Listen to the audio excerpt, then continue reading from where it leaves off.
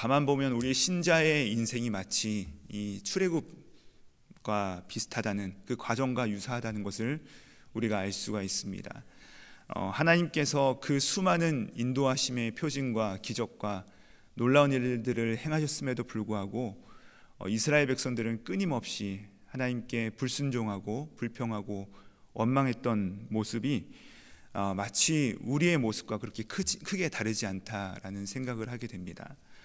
오늘 그러한 모습이, 이 불평의 모습이 또 반복되는 것을 오늘 본문에서 볼 수가 있는데, 우리 41절부터 42절 말씀입니다. 다시 한번 읽어보실까요? 함께 읽습니다. 시작. 자기가 하늘에서 내려온 떡이라 하심으로 유대인들이 예수에 대하여 수군거려 이르되, 이는 요셉의 아들 예수가 아니냐? 그 부모를 우리가 아는데 자기가 지금 어찌하여 하늘에서 내려왔다 하느냐? 예수께서 하늘에서 내려온 떡이다 라고 자신을 말씀해 주시니까 유대인들은 지금 모여서 불평하고 수군수군 거리고 있는 것을 우리가 볼 수가 있습니다. 여러분, 이 수군거리는 사람이 어떤 사람들입니까? 이 오병이어의 기적을 눈으로 봤고 또 입으로 맛봤던 자들입니다. 또 예수께서 바다를 건너오시자 이들도 바다를 건너서 가버나움까지 쫓아왔던, 이 열심을 댔던 사람들인 것입니다. 이 사람들이 떡을 먹을 때는 박수를 쳤습니다. 또 임금 삼으려 했습니다. 근데 이 다음날 예수를 끝까지 쫓아왔던 자들인데, 그러나 예수님께서 자기 자신을 하늘로부터 내려온 떡이라고 말씀하시고 내가 바로 이 생명을 주는 떡이다 라고 하는 메시지를 풀어주시니까 갑자기 이들이 돌변합니다. 이자가 요셉의 아들 예수가 아닌가? 조금 전까지만 해도 선생님 하던 사람들이 예수님께서 그 말씀을 풀어주시자마자 이자가 하면서 이들의 본성을 드러내면서 호통을 치는 모습을 우리가 볼 수가 있습니다. 드디어 여러 기적들 속에서 그들 속에 눌려 있었던 이 사람들의 본성이 튀어나온 것이죠. 이들은 예수를 쫓은 것이 아니고 예수님을 믿었던 것도 아닌 것이었습니다. 그들은 단지 자신들의 그 원함을 채워줄 그 해결자를 바라고 소망했던 것뿐이죠. 번지수를 잘못 찾은 것입니다. 예수님과 그의 말씀에는 전혀 관심이 없고 그들의 필요와 그들의 원함, 그 욕망에만 집중하였기 때문에 생명의 말씀이 풀어지자마자 조금 전까지만 해도 랍비여 선생님 하던 이들이 이자가 요셉의 아들이 아닌가라고 하면서 도리어 호통치는 모습을 우리가 볼 수 있는 것이죠. 여러분, 이 사람들이 가지고 있는 착각이 무엇입니까? 이들은요, 자신들이 예수님을 잘 안다라고 생각을 한 것입니다. 우리가 이자가 요셉의 아들인 것도 알고 있다라고 합니다. 예수님께서 병자를 고쳐주시자 이분은 의사시다라고 하면서 쫓았습니다. 예수님께서 빵을 나눠주시자 예수님을 임금으로 모시려고 했습니다. 또 예수님을 쫓아와서는 선생님이라고 얘기를 합니다. 그러나 이 치유와 이 떡을 땜과 또 그분의 기적들이 다 가리키는 분은 바로 이 예수 그리스도시며 이분이 참 생명의 떡이시라는 그 말씀이 전해지자마자 이들은 즉각적으로 이자가라고 하면서 그렇게 예수님을 꾸짖는 모습, 또 수근수근 거리는 모습을 우리가 볼 수 있는 것입니다. 여러분, 사실 이 불평하는 사람들, 출애굽에서도 보시면은 민수기에서도 보시고 또 요한복음 6장에서도 보시는 이 수근수근거리고 불평하고 쑥덕쑥덕거리는 이 사람들이 바로 우리의 조상이고 바로 우리가 바로 이들의 후예라는 것이죠. 자신들이 원하는 것을 줄 때는 박수를 치고 환호를 합니다. 자신들이 바람이 이루어지면 기뻐합니다. 그러나 명백한 진리의 말씀이 선포되어지는 그 순간에는, 또 결단이 요청되는 그 자리에서는 이들이 쑥뚝거림을 그치지 않고 수군거림을 그치지 않는 모습이 바로 이들의 모습인 동시에 바로 나 자신의 모습, 우리의 모습이라는 것이죠. 이들의 보리떡과 물고기를 먹었을지라도 이 생명의 빵이 진설되자마자 그 빵을 취하지 못하고 옛날 본성과 그 욕심의 모습을 취함으로써 정작 이 생명의 빵의 맛을 보지 못하고 그 빵을 배척하고 있는 것을 우리가 볼 수 있는 것입니다. 요한복음 6장에 예수님께서 전하시는 메시지의 그 모티프는 이 출애굽기입니다. 출애굽의 모습이에요. 하늘로부터 내려온 만나를 계속해서 말씀하십니다. 또 물을 건너온 이야기를 반복적으로 하십니다. 이 출애굽기 이야기에서 우리가 명백하게 알 수 있듯이 이 불평과 수군거림을 계속적으로 반복하고 있는 것을 우리가 볼 수 있습니다. 참 바뀌지 않습니다. 우리도 이 불평이 쉽게 변하지 않습니다. 왜냐하면 여러분, 이것이 바로 죄의 본질이기 때문에 그렇습니다. 죄의 뿌리인 것이죠. 모든 것이 하나님이 아니라 그 중심이 바로 자신이라는 것이죠. 내가 내 소견대로 옳은 대로 행하고 불평하고 원망하고 그런 경향성이 바로 이 죄의 뿌리라는 것입니다. 그러면 어떻게 합니까? 우리 조상들, 우리 옛사람이 이 불평하고 수군거리는 이 영적 진부함을 벗어버리고 어떻게 해야 하늘로부터 내려오는 이 살아있는 떡, 이 생명의 양식을 먹을 수 있겠습니까? 이어지는 말씀 속에서 예수님께서는 우리가 이 하늘로부터 내려오는 떡, 이 생명의 양식 되시는 예수님을 믿음으로 받아들일 수 있다라고 말씀을 하십니다. 43절 보시면 예수께서 너희가 그 수군거리는 것을 그치라 라고 말씀하십니다. 여러분, 이것은 부탁이 아닙니다. 여러분, 이것은 권유가 아닙니다. 하나님의 아들 예수 그리스도의 명령입니다. 수군거리는 것을 그치라. 그러면 왜 수군거리지 말라고 하십니까? 우리 44절의 말씀을 함께 읽어보시겠습니다. 시작. 나를 보내신 아버지께서 이끌지 아니하시면 아무도 내게 올 수 없으니 오는 그를 내가 마지막 날에 다시 살리리라. 여러분, 여기 보시면 우리가 선택한 것이 아니라는 것입니다. 여러분, 예수를 만난 것은 여러분의 선택과 결단이 아니라고 오늘 말씀하고 있다는 것입니다. 그런데 우리는 이렇게 생각합니다. 내가 교회를 선택했고 내가 하나님을 선택했고 내가 왕이라고 생각하기 때문에 모여서 수군거리는 것입니다. 모여서 불평하는 것입니다. 그런데 예수님께서 분명하게 말씀하시죠. 나를 보내신 아버지께서 이끌지 아니하시면, 여러분의 선택이 아니라 하나님께서 이끌어 주신 것이란 말입니다. 하나님의 역사라는 말인 것이에요. 나를 보내신 아버지께서 이끌어 주지 아니하시면 아무도 내게 나올 수 없다. 그리고 나를 선택한 그를이 아니라 내게 이끌린 그를 내가 마지막 날에 살릴 것이다. 이것이 바로 구원과 주님의 역사를 바라보는 우리의 시선이라는 것입니다. 여러분, 우리가 어떻게 구원을 받고 이 믿음으로 초청을 받았습니까? 처음 예수 그리스도를 만났을 때, 믿기로 결정했을 때 그 담대한 결단이 우리 가운데 분명히 있었을 것입니다. 그러나 여러분, 정확히 표현하자면 우리가 결단을 내린 것이 아니라 어떻게 된 것이죠? 하나님께서 우리를 포위하셨고 하나님께서 우리를 가두셨기 때문에 우리가 피할 수 없어서 바로 이 자리까지 오게 된 것이 아니겠습니까?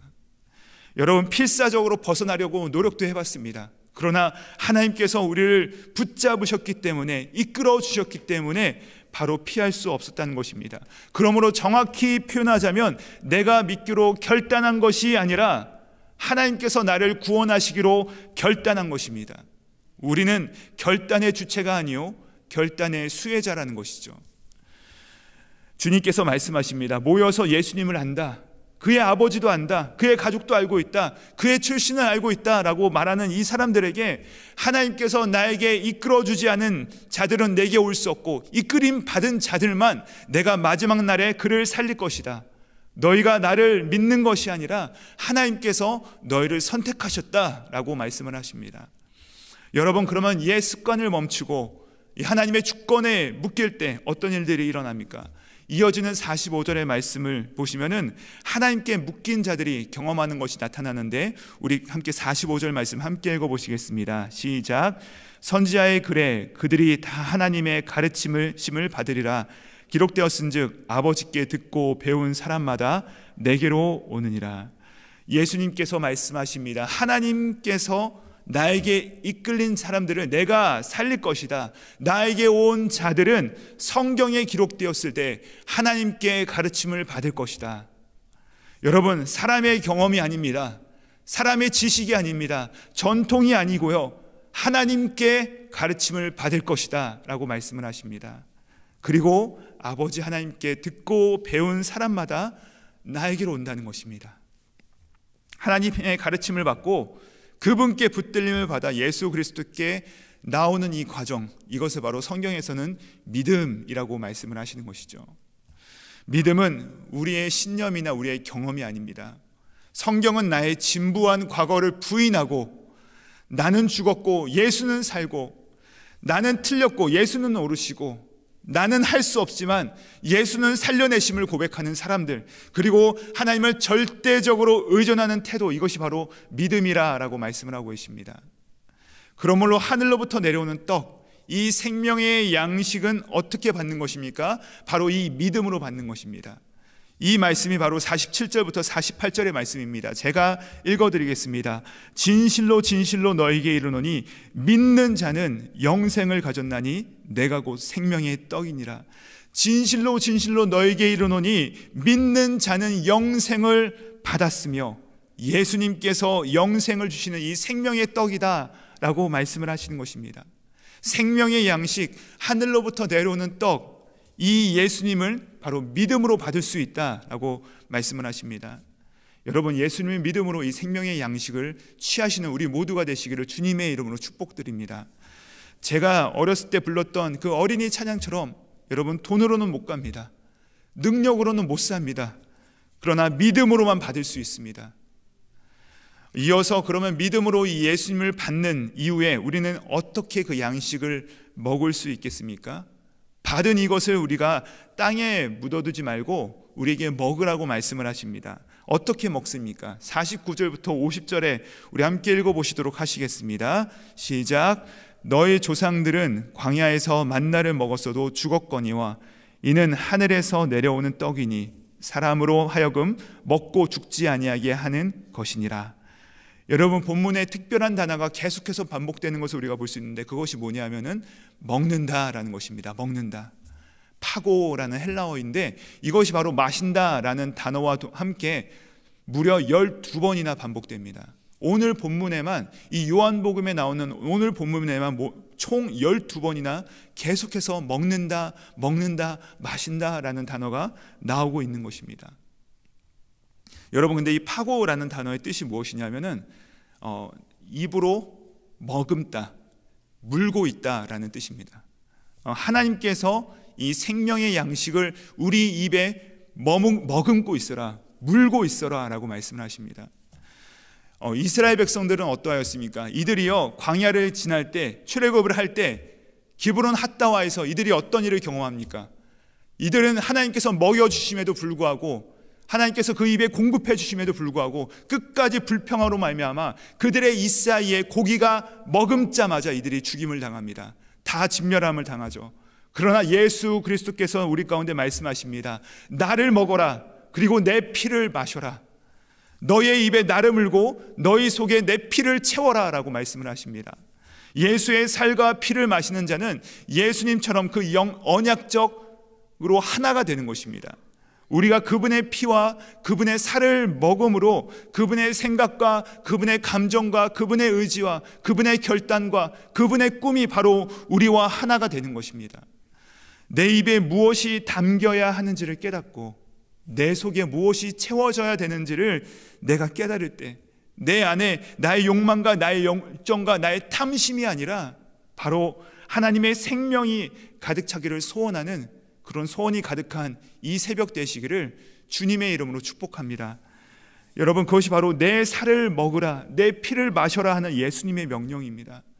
그러면 우리가 이렇게 진부한 옛모습을 던져버리고 이 믿음으로 생명이 떡이신 예수 그리스도를 내 입에 물고 내 안에 가득 채운 후에, 그렇다면 우리에게 어떤 은혜가 임하게 되는 것입니까?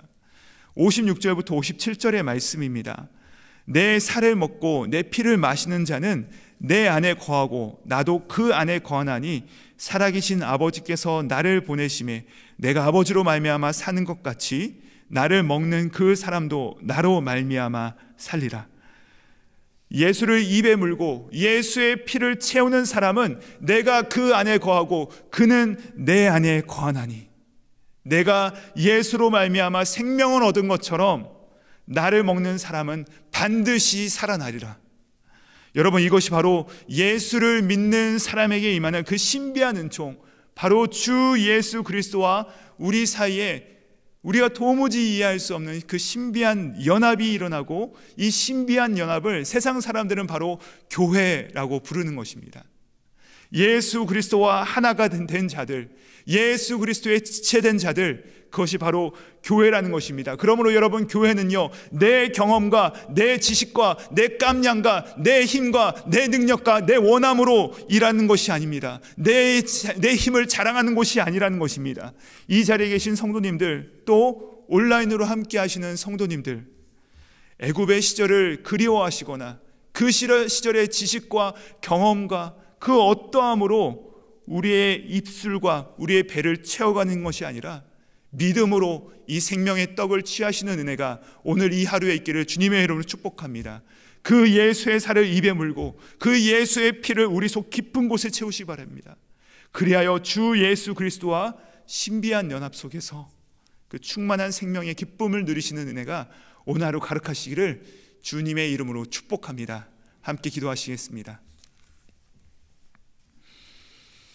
하나님 아버지, 옛것에 묶여있는 우리를 해방시켜 주셨는데 우리는 지금도 옛 우리 조상들처럼 애굽이 좋았고 과거가 좋았다고 하면서 옛 본성에 매여 있는 불쌍한 자들입니다.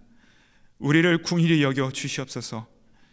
믿음으로 하늘에서 오신 생명의 떡 예수를 받아 예수의 살을 입에 물고 예수의 피를 우리의 복부에 채우게 하여 주시옵소서. 그리하여 신비한 연합, 내가 예수와 함께 죽고 예수와 함께 살아나는 이 신비한 연합이 우리 모든 신자들의 고백이 되게 하여 주시옵소서. 우리를 위해 자신의 살과 피를 오병이어처럼 찢어 우리를 풍요롭게 하신 예수 그리스도의 이름 받들어 기도드립니다. 아멘.